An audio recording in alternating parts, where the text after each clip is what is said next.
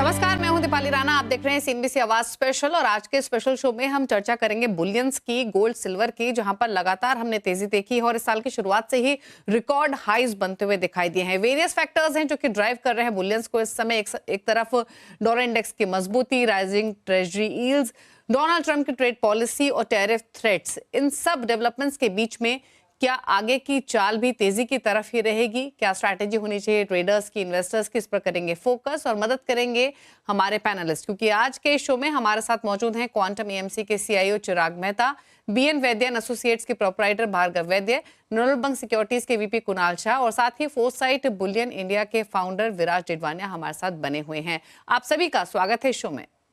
सबसे पहले तो इनफैक्ट जो ट्रंप की तरफ से डेवलपमेंट लगातार हो रही है उस पर ये कमेंट ले लेते हैं। चिराग, आपकी रीडिंग, अंडरस्टैंडिंग क्या कहती है? हर रोज हम टैरिफ थ्रेट के डर से गुजर रहे हैं। अब चाइना पर एडिशनल टैरिफ की बात हो रही है, मैक्सिको पर 25% टैरिफ की बात हो रही है। एक चीज तो क्लियर है कि शायद जो सेफ हेवन बाइंग हमने स्पेशली गोल्ड में बनते हुए देखी है, उस तरीके का ट्रेंड शायद आगे भी देखने को मिले। कैसे देखते हैं आप इस पर्टिकुलर डेवलपमेंट को और उसका एक रेस्पेक्टिव इम्पैक्ट गोल्ड पर? मेरे हिसाब से एक कंसेंसस बना हुआ है कि ये जो टैरिफ्स है एक नेगोशिएटिंग टैक्टिक है जो यूएस ने पॉलिसी मेकिंग में हमने देखी है। सो ओवरऑल अनसर्टेनिटी इसकी वजह से शॉर्ट टर्म में रहेगी, but it will all settle down over a period of time. So ये अनसर्टेनिटी की वजह से थोड़ा सा गोल्ड में बाइंग हमने आते हुए देखा है, थोड़ा सा टेक्निकल रिलेटेड बाइंग आते हुए देखी थी इन टर्म्स ऑफ जो गोल्ड हम मूव होते हुए देख रहे थे फ्रॉम लंदन टू यूएस। सो उसके वजह से हमने थोड़ा सा स्ट्रेंथ देखा था गोल्ड में ओवरऑल। लॉन्ग टर्म फंडामेंटल्स अभी भी इंटैक्ट है गोल्ड में। ये जो अनसर्टेनिटी है आई थिंक शॉर्ट टर्म में प्ले आउट होगी, इस वजह से थोड़ा सा इंटरेस्ट रहेगा गोल्ड में। बट लॉन्गर टर्म ये सब सेटल होते हम आगे देखेंगे, क्योंकि यूएस पे भी इसका टैरिफ्स का इम्पैक्ट है। It's not that US is immune from these tariffs. जब भी टैरिफ्स लगाएंगे तो उनके यहाँ पे इन्फ्लेशन बढ़ सकता है ओवरऑल। सो आई थिंक उन्हें भी इस बात का अंदाजा है कि it could be inflationary in nature. So कैसे इन्फ्लेशन को कंट्रोल करते हुए कि they can get a good bargain from other economies, वही यहाँ पे एक स्ट्रैटेजी है उनकी। So I think short term में ये थोड़ा सा uncertainty and in terms of उसका इम्पैक्ट आते हुए देखेंगे। मगर ओवरऑल जो ट्रेंड है in terms of the long term जो हम देख रहे हैं, एक जब भी यूएस या कोई बड़ी इकोनॉमी अपनी जीडीपी कम शेयर करना चाहती है दूसरे लोगों से, और वो जो रिजर्व करेंसी होती है वहां पे थोड़ा थोड़ा interest overall over a period of time कम होते देखेंगे हम। सो जैसे US dollar as a percentage of reserves of other countries या as a form of payments, वो हम कम होता हुआ देखेंगे। और ओवरऑल डाइवर्सिफिकेशन का जो ट्रेंड है गोल्ड में वो जारी रहेगा बिकॉज ऑफ द पॉलिसीज जो यूएस अपना रही है। So short term I think थोड़ा इंटरेस्ट रहेगा, then we can see some impact in terms of reducing uncertainty, और वहां पे थोड़ा सा गोल्ड में इंटरेस्ट कम हो सकता है। And then again long term जो ट्रेंड है अभी भी इंटैक्ट है गोल्ड में। अच्छा मिस्टर वैद्य, जब जैसे चिराग भी कह रहे थे कि लॉन्ग टर्म ट्रेंड अभी भी इंटैक्ट है, अगर हम टिल नवंबर दिसंबर भी देखें तो ये एक्सपेक्टेशंस थी नहीं कि इतनी तेजी से गोल्ड के प्राइसेस सिर्फ जनवरी में या मिड फरवरी तक इतना इंक्रीज हो जाएंगे। और जितने भी ट्रिगर्स की हम बात कर रहे हैं सब एक दूसरे से इंटरलिंक्ड है, फिर चाहे वो ट्रंप की ट्रेड पॉलिसीज हो, डॉलर इंडेक्स की मूवमेंट हो, ट्रेजरी यील्ड्स में जिस तरीके के प्राइसेस हमने सर्ज होते हुए देखे हैं। दूसरी तरफ जैसे चिराग भी मेंशन कर रहे थे, inflation, recent inflation data due है, लेकिन फेडरल रिजर्व ने जैसे हिंट किया है कि 2025 में मॉडेस्ट कट होंगे, तो ये सब एक दूसरे से लिंक्ड है। अब इन सभी फंडामेंटल्स को मिलाकर देखें तो आपकी राय क्या रहेगी? जब हम लॉन्गर टर्म की बात कर रहे हैं तो अगर हम सिर्फ कैलेंडर 2025 की बात करें तो क्या एक्सपेक्टेशंस हैं आपके प्राइस मूवमेंट को लेकर और इन तमाम ट्रिगर्स को लेकर? देखिए, तमाम ट्रिगर्स को लेकर हम एक आशा कर रहे हैं कि थोड़े सेंस सब जगह वर्ल्ड में प्रिवेल करेगी। हम मिडिल ईस्ट क्राइसिस की बात करें, इजराइल और हमास की बात करें, या हम यूक्रेन और रशिया की बात करें, और जैसे होता है कि प्रायोरिटी जो लेटेस्ट न्यूज होता है उस पर ज्यादा आ जाती है। जैसे हम आज बात कर रहे हैं तो खाली ट्रंप की पॉलिसी के लिए बात करें, मगर ये तीनों ट्रिगर के हिसाब से गोल्ड में एक बहुत बड़ी मूवमेंट आई है। हमास इजराइल और इन यूक्रेन रशिया, ये जियो पॉलिटिकल डिस्टर्बेंसेस, और जो अपना trade disturbances which has been threatened, जैसे चिराग ने बहुत अच्छी तरह कहा कि ये एक टेक्टिक है नेगोशिएशन की। ये सभी चीज की एक इफेक्ट हुई है गोल्ड पे, जिसके लिए एक लॉन्ग टर्म जो बुलिश नेचर था उसमें एक बहुत बड़ा स्पाइक आ गया।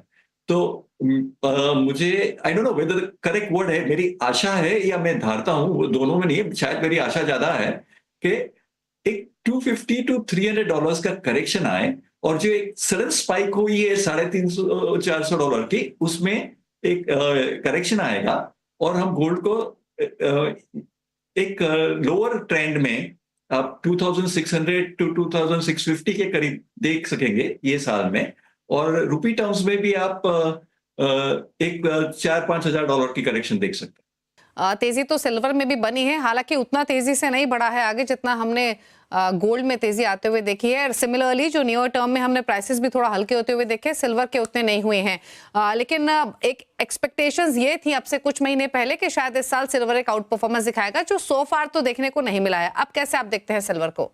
आपने काफी कुछ तो बोल ही दिया। Gold has out perform silver. तो ETF में जब हम बात करते हैं तो इनफ्लोज ज्यादा सिल्वर में आ रहे हैं, गोल्ड में कम आ रहे हैं। More and more investors are choosing to invest in silver than to invest in gold. और जब हम फिजिकल का बात करें तो फिजिकल चांदी में एटलीस्ट ये फरवरी महीना काफी स्लो रहा है। ज्यादा फुटफॉल्स नहीं आए हैं दुकानों में, और जो आ रहे हैं वो भी अपना चांदी लेके आ रहे हैं। तो ओवरऑल फिजिकल डिमांड तो काफी स्लो रहा है। अभी अगर आप प्राइस का पूछोगे मुझे, तो मेरा अंदाज है कि अगले महीने 1.5 महीने में थोड़ा सा बेरिश है, पर 3 से 6 महीने में अक्रॉस द मार्केट सब बोलते हैं कि चांदी का भाव ऊपर जाना चाहिए। अच्छा कुणाल, आपकी राय क्या है? जो $3200-3300 के टारगेट्स की हम अभी बात कर रहे थे, आपने कुछ अपने टारगेट्स गोल्ड के रिवाइज किए हैं क्या? और साथ ही साथ गोल्ड के साथ साथ सिल्वर पर भी अपना व्यू दीजिए, क्योंकि जिस तरीके का प्राइस ट्रेंड हमने रिसेंटली देखा है, अब यहाँ से क्या व्यू है? जी, मेरा जो गोल्ड का टारगेट था वो 3000 और मैक्सिमम ऑन दी अपसाइड $3050, जो पूरे साल में तेजी होनी चाहिए थी वो तेजी 2 महीने में ही हो गई है। सो दूसरा चीज जो मोस्ट इम्पोर्टेंट है गोल्ड के लिए, सो $3000 पे हमको $3000 के लेवल पे देखना है, क्या सेंट्रल बैंक एग्रेसिवली वो लेवल पे बाय करने आती है या नहीं। सो मेरी राय में 2800 2780 के आसपास बॉटम फॉर्मेशन होना चाहिए फिर से गोल्ड का, और अपसाइड में बहुत एग्रेसिव 3200-3300 के टारगेट रखने से रियलिस्टिक टारगेट में रख रहा हूँ $3000-3050 का। एज फार एज सिल्वर की बात करेंगे आप, तो सिल्वर मुझे ऐसा लग रहा है कि has a better chance to outperform gold going forward. May take a while, but ये 92-93,000 में silver is a value by. 88 के नीचे नहीं जाना चाहिए, और धीरे धीरे 98,000 1 लाख 2-3 महीने में, और ये साल में I will not be surprise to see silver somewhere settling at 1,05,000 और 1,10,000। सो मैं सिल्वर पे ज्यादा बुलिश हूँ as per the demand and supply. Merit demand और सप्लाई से मेरिट सिल्वर का ज्यादा है एज ऑन टुडे। सो ये जो ट्रम्प टैरिफ लगा रहे हैं उसके कारण चाइना का ग्रोथ खराब होगा टेम्पररी, ये सब चीजों से थोड़ा सिल्वर प्रेशर में है, बट डीप वैल्यू सिल्वर में है। सो ये जो फॉल है, करेक्शन है, उसमें सिल्वर अक्यूमुलेट कीजिए, और गोल्ड नीचे में $2820 के आसपास फिर से आप अक्यूमुलेट कर सकते हैं। तो बड़ी मंदी, बड़ा क्रैश नजर नहीं आ रहा है, और अपसाइड म्यूटेड 3050, क्योंकि मेजर एक्शन 15% तो हमने साल के स्टार्ट में बढ़ते हुए देख लिया है। तो अभी यहाँ से एक्स्ट्राऑर्डिनरी रिटर्न एक्सपेक्ट करना कि गोल्ड यहाँ से और 3300, मतलब we are talking about another 15% upside, थोड़ा डिफिकल्ट है। नहीं हो सकता ऐसा नहीं कह रहा हूँ, 3000-3050 रियलिस्टिक टारगेट है। ओके, तो चलिए, तो टारगेट्स की बात हुई, एक ब्रॉडर आउटलुक दिया आपको लॉन्ग टर्म पर्सपेक्टिव से कुणाल ने। कुणाल, आपसे नियर टर्म व्यू भी लेंगे, ट्रेडिंग पर्सपेक्टिव से भी सोने चांदी के भाव को लेकर क्या राय है आपकी, लेकिन उससे पहले क्विकली एक राय चिराग की और ले लेते हैं। अच्छा चिराग, ये बताइए, अब जैसे जो तमाम पैनलिस्ट सब यही मानते हैं कि लॉन्ग टर्म जो ब्रॉडर आउटलुक है गोल्ड को लेकर वो पॉजिटिव ही है, तो अभी इन्वेस्टर्स को आप क्या सजेशंस दे रहे हैं, अपने क्लाइंट्स को क्या सजेशंस दे रहे हैं? दो तरीके के इन्वेस्टर्स होंगे आई एम श्योर, एक वो जो अच्छे प्रॉफिट्स पर हैं, क्या उन्हें थोड़ा प्रॉफिट लेना चाहिए, और दूसरी तरफ वो जो अभी भी एंट्री जिन्होंने मिस कर दी है और आप प्लान कर रहे हैं, दोनों के लिए आपका सजेशन क्या है? जी, गोल्ड का एक रोल होता है पोर्टफोलियो में, एक डाइवर्सिफिकेशन का, और ऐसे मार्केट में जब इक्विटीज गिर रहे हैं, गोल्ड ने अपना रोल अच्छे से निभाया है। At some point in time आपको अपना पोर्टफोलियो रिव्यू करके देखना चाहिए कि आपके एलोकेशन स्क्यूड तो नहीं हो गए हैं, और अभी ये टाइम पे आपके एलोकेशंस काफी स्क्यूड हो गए होंगे, क्योंकि इक्विटीज गिर रहे हैं, उनका एलोकेशन नीचे आ गया होगा, और गोल्ड बढ़ रहा है तो उसका एलोकेशन ऊपर हो गया होगा। सो आई थिंक एक अच्छा टाइम है रीबैलेंस करने का एलोकेशन, थोड़ा सा एट दिस लेवल और स्लाइटली हायर फ्रॉम हियर आप थोड़ा सा रीबैलेंस कर सकते हैं पोर्टफोलियो को, जहाँ पे थोड़ा सा गोल्ड में आप सेल करके इक्विटीज में वो इन्वेस्ट कर सकते हैं। सो आई थिंक एक अच्छा टाइम है पोर्टफोलियो रिव्यू का। दोनों एसेट क्लासेस ऑपोजिट डायरेक्शन में जा रहे हैं, सो आई थिंक एक रीबैलेंस कर सकते हैं, और जिनके पास एडिक्वेट एलोकेशन नहीं है, आई थिंक एक स्टैगर करके चलना बेटर स्ट्रैटेजी है। नेक्स्ट 1 ईयर के अंदर गोल्ड कंसोलिडेशन में जाने की काफी ज्यादा संभावना है। सो इस वजह से एक एलोकेशन आप स्ट्रेटेजिकली सिस्टमैटिकली आप करेंगे ओवर नेक्स्ट 1 ईयर, तो आपका जो इतना भी एलोकेशन कम है, एक साल के अंदर आप एक्यूमुलेट कर सकते हैं और अपना पोर्टफोलियो एलोकेशन बना सकते हैं। So I think these are the two ways, जिसके पास गोल्ड है वो रीबैलेंस कर सकते हैं, और जिसके पास गोल्ड नहीं है वो सिस्टमैटिकली इन्वेस्ट कर सकते हैं। कहाँ बॉटम होगा इट्स वेरी डिफिकल्ट टू से, तो एक सिस्टमैटिकली एलोकेट करेंगे इक्वल प्रोपोर्शंस में वो नेक्स्ट 1 ईयर, आई थिंक वो अच्छी स्ट्रैटेजी होगी इन्वेस्टर्स के लिए।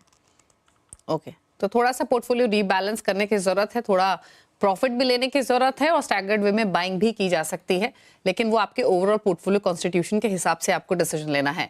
चलिए रुक रहे हैं, इसके साथ एक ब्रेक के लिए लौटेंगे तो इस चर्चा को आगे और बढ़ाएंगे, समझने की कोशिश करेंगे कि जो इन्वेस्टर्स एंट्री लेना चाहते हैं उनके लिए क्या बेस्ट ऑप्शंस फिलहाल रह सकते हैं, साथ ही नियर टर्म आउटलुक भी लेंगे। जल्द वापस आते हैं एक छोटे से ब्रेक के बाद। आपका स्वागत है, आप देख रहे हैं कमोडिटी 360 डिग्री। हमारे साथ है क्वांटम एएमसी के CIO Chirag Mehta, BN Vaidya and associates के प्रोप्राइटर भार्गव वैद्य, निर्मल सिक्योरिटीज के वीपी कुणाल शाह और फोर्साइट बुलियन इंडिया के फाउंडर विराज डिडवानिया। आप सभी का फिर से स्वागत है। भार्गव जी, दो चीजें आपसे जानना चाहेंगे। पहला तो ये कि अगर स्टैगर्ड वे में बाइंग करे भी तो बेस्ट ऑप्शन फिलहाल इन्वेस्टर्स के पास क्या है मौजूदा मार्केट कंडीशंस के हिसाब से, जिस तरीके से इंटरेस्ट रेट सिनेरियो से को लेते हुए हम ईटीएफ्स को सेंसिटिव देखते हैं, वहाँ पर यूजुअली जो परचेजेस है वो इंक्रीज हो जाते हैं, तो ईटीएफ्स चुने, फिजिकल बाइंग करें, किस तरीके की स्ट्रैटेजी बना सकते हैं, और साथ ही साथ सिल्वर को लेकर आपका आउटलुक क्या है प्राइसेस को लेकर? देखिए, अगर सोवरिन गोल्ड बॉन्ड का कोई भी स्ट्रेंथ आए तो it will be the best investment model for retail investors, और बाकी के लिए आपकी साइज के ऊपर डिपेंड करता है, और आउटलुक के लिए gold ETF for a structured player वो सबसे अच्छा फॉर्मेट है, मगर आपको याद रखना चाहिए कि उसमें एक 1% का लोड आता है।